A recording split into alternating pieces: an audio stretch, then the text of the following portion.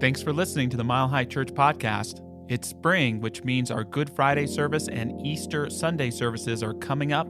Please learn more online, and while you're there, if you're interested, please make a donation and click on Give at milehighchurch.org. Thanks for listening.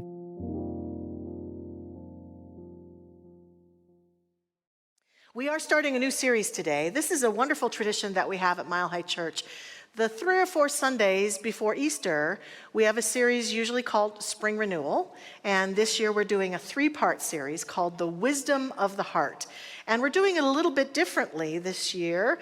Often we have one speaker do all 3 Sundays, and this year we've split it up. So I get to start today. Next week, Reverend Josh will be doing part 2, and then Dr. Roger will do part 3. So it's going to be a bunch of love Sundays, the wisdom of the heart. Yeah, that's a good thing, isn't it? I like it. It's very exciting. So thank you for being here for part 1, whether you knew you were coming for this or not. I really wanted to start the series off with the title, The Intelligent Heart, the intelligence of the heart. And the reason I wanted to do that is that I had been hearing a lot lately of people referring to the heart as the little brain. And I didn't know what that meant exactly. And I was curious about it. And so I did some research on the little brain. I consulted the famous doctor, Dr. Google, and read a whole bunch of articles and research papers, delved into the Heart Math Institute a bit. They continue to do huge numbers of studies about the connection that the heart has. And here's what I discovered about this. In 1974, apparently, French researchers were doing an experiment where they stimulated the vagus nerve. Now, the vagus nerve is the nerve that runs through the whole nervous system. And they found an electrical response that surprised them, that allowed them to deepen their research on what's really going on here. And the response suggested that the heart and the nervous system were not simply following directions from the brain alone, but rather the autonomic nervous system and the communication between the heart and the brain were much more complex than they realized. That the heart seemed to have its own type of logic and even acted independently of the signals sent from the brain. This spawned a whole new study, a whole new area, discipline called neurocardiology back in the 70s. Now, one of their early findings was that the heart is this complex neural network, and it's sufficiently extensive to be characterized as a brain in the heart. And it is commonly, it's got a whole bunch of names to it. I'm not going to go into the details of the names. I had to look at my notes because there's so many detailed names in it. So you can consult Dr. Google and learn more about it if you want. But here's what really, really caught my attention about this research. In terms of heart-brain communication, it's generally well known and accepted, I've thought this all my life, that the brain sends signals down through the body, through the nervous system, and into the heart. But this awareness that the heart also sends signals up to the brain really surprised researchers. And they said what they discovered because of the way this works, the heart sends more information to the brain than the brain ever sends to the heart. Yeah. Isn't that interesting? And so this spawned for me the intelligence of the heart. Today, to look at how it is that we may have been ignoring our little brain, discounting our little brain, minimizing our little brain for the sake of what we believe to be the big brain, when in actuality, it's probably the opposite. This is where our intelligence truly lives. And so today I really want to discover and invite us to step into that intelligence, because this discipline of study is showing us the potential of humanity. And it seems like we've thought that this was the secret to our success, our brain, our mind, was if we could just get enough smart people in the world to get stuff done, that things would be important. And so this research showed me my first talking point is it's not enough to know. It's just not enough to know. That we've revered our brain, we've revered our mind, we've revered knowledge for years. And we've thought and we've told our children and we've been told ourselves that a huge part of our value has to do with how smart we are, what grades we've gotten, how many degrees we have, whether we got one or not.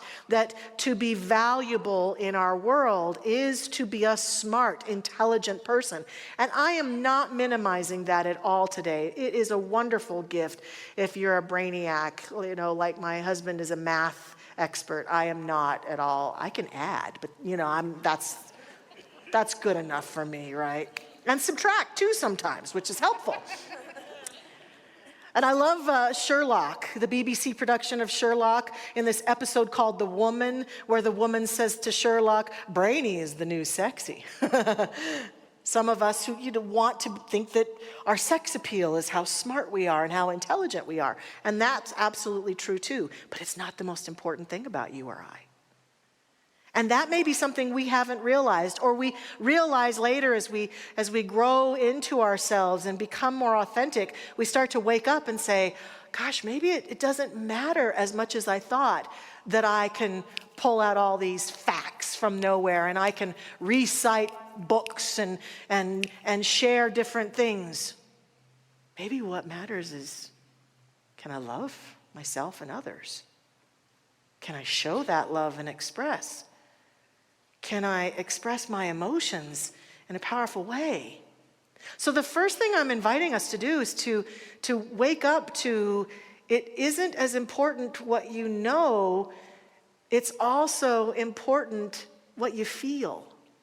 That feelings and emotions are important. And I've felt for years that our teaching teaches this. All of the New Thought teachers throughout the ages have taught us that in order to manifest the life we want to live, we've got to be in touch with our feelings, because it's not enough just to be able to think happy, nice thoughts. It's also that we have to feel them. So any of us who've been discounting or saying, oh, feelings, they don't matter.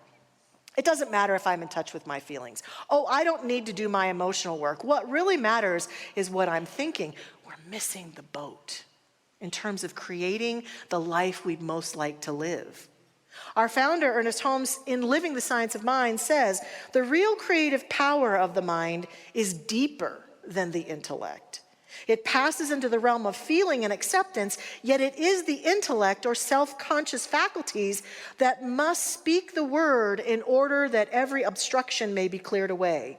We could coin no better expression than to say that God speaks to the heart through a language of feeling which is affirmative. So it does none of us any good from the standpoint of being a co-creator of our lives to avoid our feeling nature, to avoid the heart, to think that people who are filled with feelings and emotions are somehow weaker. In fact, I would assert today that the strongest, most centered and powerful people are people who are in touch with their smarts and their hearts. Right? The combination. It has to be both and. It can't be one or the other. It must include an awakening to that heart space within us, to that little brain. And that part of what Ernest Holmes is telling us and reminding us is that heart sends its messages up to the brain so that we can think new thoughts and have new ideas and have more balanced thoughts. Whereas if the brain is running everything, doesn't our mind talk us out of how great we are? Doesn't our mind want to talk us out of the possibilities of life? Doesn't our mind sometimes be the worst culprit for, as we're moving forward, shutting us down? Doesn't the mind try to say to us, no, don't feel that, don't feel that. That's too much. But today we're looking at that intellect and saying, you know what if it's not too much? What this is saying to me, what this means to me, is that it means that being heart smart is not just about eating Cheerios or anything like that. That being heart smart is just as important, if not more important, than being head smart. It means that it's time for us to wake up to this, and I think to hire people, hang out with people, cultivate friendships, elect people to leadership who are just as heart smart as they are head smart. I don't know about you, but I'm noticing a lot of really smart people are doing some pretty dumb things. Oh, good. I'm glad I'm not the only one noticing that. Right? So just because someone's smart doesn't necessarily mean they're the greatest leader for us. So being heart smart is valuable. It means that we get to embrace and look at our dreams and be with them. It means that it's time to stop telling our children to stop crying and to not be so full of their dreams. It's time for us to tell ourselves new messages about who we are from the standpoint of this heart space. It means you gotta have heart to be successful in life. You just gotta have heart. And how do we do that? Wow, we've got to really stop avoiding our feelings. We've got to start letting ourselves feel our feelings and emotions, and I know it can be difficult. I was raised in a household where there was a key parent who told me and showed me and threatened me for being so emotional. And I fought long and hard to regain that emotional life that I was missing in my youth, and now that I've got it, here's some things that I notice about myself and that I notice in my passionate desire to be heart smart for myself and others is that I never apologize anymore for my tears. I'm not one of those people, whether they're happy tears or sad tears. Yes, no apologies. Remember that line from that movie, there's no crying in baseball. There's no apologizing in crying, right? That's what I would say. And I know that even here in classes, someone will start to share and they'll start to cry and they'll say, I'm sorry. No apologizing. Being fully upfront with tears of joy, those moments where our tears of sadness or hurt show up, because it's in that willingness to be with each other in that space and be allowing of ourselves to be in that space that we can activate that heart that seeks expression through us. I never shame anyone in my life for their emotionality. I don't care how intense it is. I don't care how scary it is. I don't care if I'm with them and they have a feeling and I don't know what to do. In my world, in my experience, them expressing their emotions is more important than me feeling comfortable. So I have never said to my son, oh, stop crying, don't cry. Why are you crying about that? Instead, I've just tried to nurture him to the best of my ability, and I try to do that with other people and just be with each other. We get to stop making each other wrong. Aren't there times when we think, well, she's really great, but she's just so emotional. She's too emotional. She wears her heart on her sleeve. We need somebody. But what if that is a huge gift to be in touch with one's emotions? Now, I get it. We sometimes get in touch with emotions and we don't know how to regulate. So we might need help with that. And so it's important to get help. But I think that we are suffering hugely in this world with anxiety and depression. And while a lot of it is chemical, there's a huge part of it is that we've been depressing our hearts. We've been depressing our emotions. We've been pushing them down, and that little brain is seeking expression through us. We have got to make it okay. And we've got to make it okay to have big dreams and to feel that heart that is guiding us and saying, what if? What if I could? What if we could? What if? That's part of the glory of the heart too. Every time we have one of those beautiful what if thoughts, that's the heart brain. Listening to it, acknowledging it, being with it. It's vital for balancing out our lives. And so we find that we can do this more powerfully if we make friends with our feelings. if we allow ourselves to experience our own emotional intelligence. That's a word that gets a phrase that gets bantered about a lot. Emotional intelligence the term was first coined in 1990 by researchers John Mayer and Peter Salovey, but it was later popularized by psychologist Daniel Goleman. And it's defined as the ability to understand and manage your own emotions, as well as recognize and influence the emotions of those around you. Learning to do that is a great gift, and to be that is a great gift. And I think one of the number one keys for becoming emotionally intelligent and in touch with our little brain is compassion, compassionate living. I get it. There have been times when all of us have been in pain, where we've been struggling, where we were sad, where we had some great idea for how we wanted to live our life, and someone or someone's around us knocked us down, told us we couldn't do it, told us to stop being so pie in the sky or stop being so emotional. But those voices are scared voices from our past. So the unlocking right now that has to happen with compassionate living is we have to give ourselves possibly what other people haven't been able to give us up until now. We have to give ourselves compassion for our heart. We have to be compassionate when our heart breaks and when our heart aches and when our heart is happy and passionate and joyful.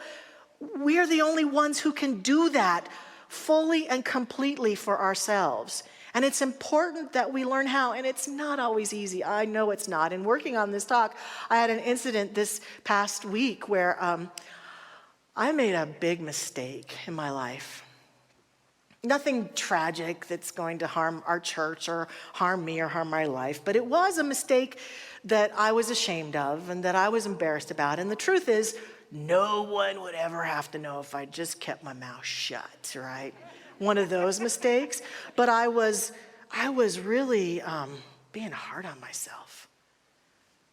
I think I can be harder on myself than anyone has ever been in my life. Yeah, I see a lot of nodding heads. We can all recognize that, right? And so I really was struggling with this mistake. So I decided when I get home, I'm just going to have the courage and I'm going to tell my husband, Ken, that I made this mistake. And so I told him. And he was so loving and so compassionate with me around it, and was so kind and was so supportive.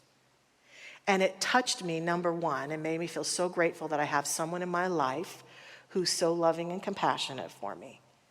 But later when we were talking about it, as I was crying, I said to him, "You showed me the voice that I could have for myself." And so we talked about how having self-compassion sometimes starts because someone else has compassion for you and shows you that it's possible for someone to love you like that. And if someone can love you like that, can you love you like that? And then it also showed me that the more I felt loved like that, the more I could be compassionate with other people. It just started this kindness, compassion, energy that was so profound.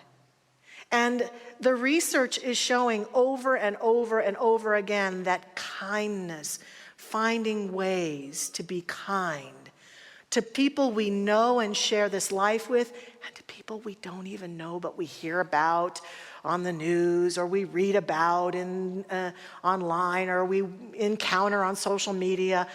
We don't gain anything by judging and making wrong.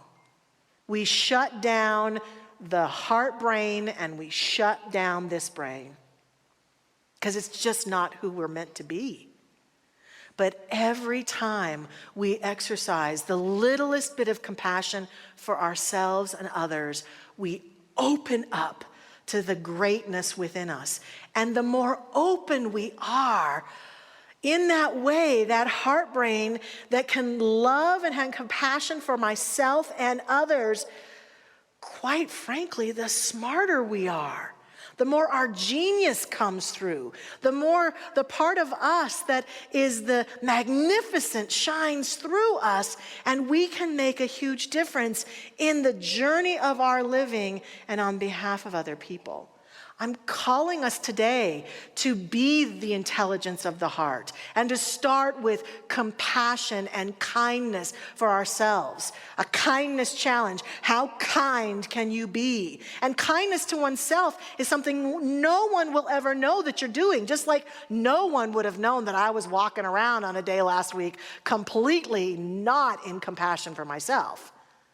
But upon experiencing it, it softened me so much that who I was and every decision I made after that experience was softer and sweeter and kinder. That's all it takes. One moment to truly change the world. I'd like to close with a story about my beloved stepfather, Richard Stedman. Married my mother. He was 57 and he'd never been married. So all of you out there who think you're never going to get married, take heart. Because they had a very happy marriage. He passed away about 1.5 years ago or so, and he was a very accomplished man, but he was in the Air Force during the Korean War. And he was a mechanic that worked on all the planes. And he was on a mission one day on a plane, very high up in the air. We believe there were about 10 soldiers on this plane, and all of a sudden, the hydraulic system of the plane crapped out. And he was an expert at the hydraulic system and worked hard to try to fix the plane. He and the other soldiers were doing everything they could because they knew that if they couldn't fix it, it was going to crash. They were all going to die. There was no way to make this landing, apparently. And so they worked and they worked and they worked on the hydraulic system, and they couldn't fix it. And they finally surrendered and said, well, I guess this is it. We're going down in service to our country. And Richard said he went and he got a coffee cup, and he filled it up with coffee, and he stood there by the window of the plane, knowing he'd done his best, taking a little bit of coffee, saying to himself, this is the very last cup of coffee I'm ever going to have. And I think in that moment when he told us the story, I could see his heart kind of light up like, well, if I'm going down, I'd go down with coffee in my hand, I'll tell you that for sure. But he'd get this little gleam in his eyes, and I could tell like he engaged his heart as he took those sips of coffee and just surrendered, opened his heart to going on to his next experience. Guess what? He got an idea. And he ran to the back of the plane, apparently, and he opened a panel you're not supposed to ever open, and he fixed the plane, and he saved all those soldiers. Yeah, thank you, Richard Stedman. A hero for many reasons in my life and in the lives of so many.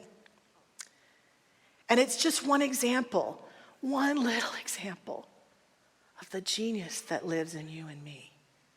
When we open our heart, boy, talk about saving humanity.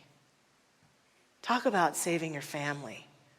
Talk about saving your life. This is what happens.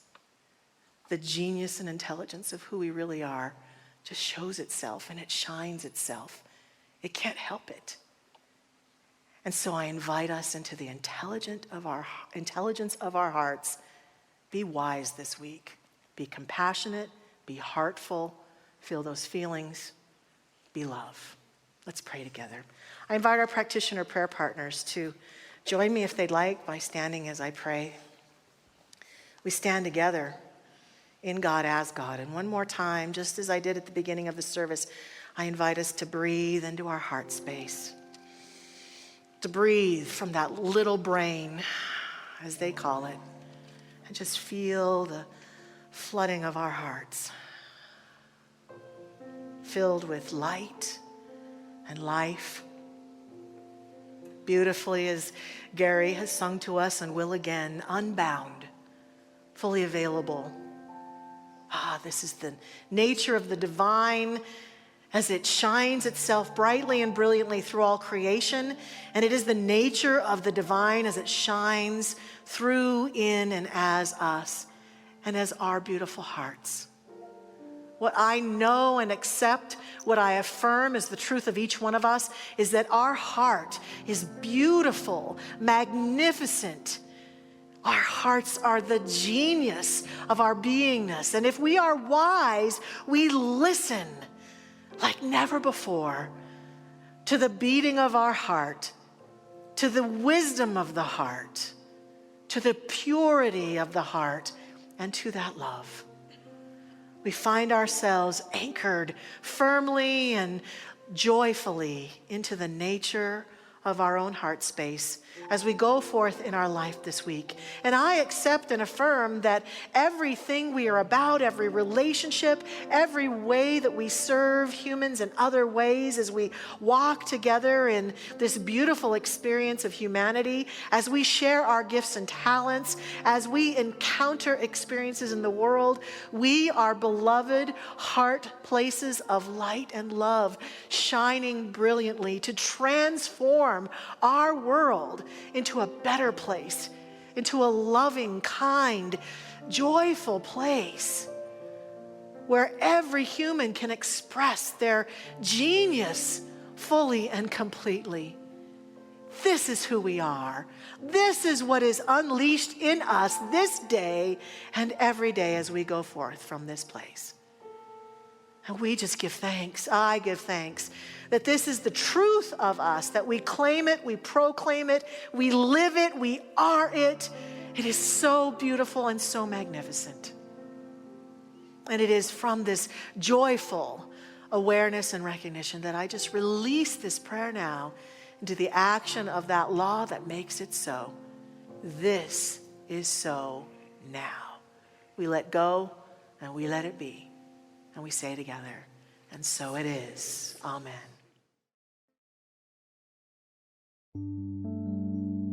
Thanks for listening to the Mile High Church podcast. This podcast is made possible by the generous contributions from listeners like you. To make a donation, please visit milehighchurch.org.